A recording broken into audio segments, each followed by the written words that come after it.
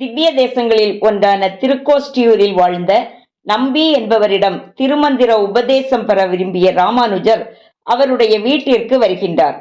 வீட்டின் வெளியிலிருந்து அழைக்கின்றார். உள்ளிருந்த நம்பி வந்திருப்பது யார் என்று கேட்கிறார். வெளியில் இருந்தவர் நான் ராமானுஜன் வந்திருக்கிறேன் என்கிறார். இதனை கேட்டதும் நம்பி வீட்டிற்கு உள்ளிருந்தே நான் செத்து வா என்கிறார்.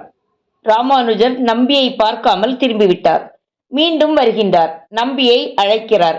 வீட்டிற்குள்ளிருந்து நம்பி யார் என்று கேட்க நான் ராமானுஜன் வந்திருக்கிறேன் என்கிறார்.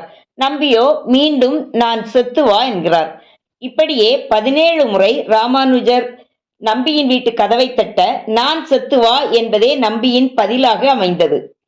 நம்பியின் பதிலை ராமானுஜர் யோசித்து பார்க்கிறார். அர்த்தம் புரிகிறது. 18வது முறை நம்பியை பார்க்க செல்கிறார். இப்போது நான் ராமானுஜன் வந்திருக்கிறேன் என்று சொல்லவில்லை, அடியேன் வந்திருக்கிறேன் என்கிறார். உடனே நம்பி வீட்டு கதவு திறக்கிறது. ராமானுஜரை உள்ளே அழைக்கிறார்.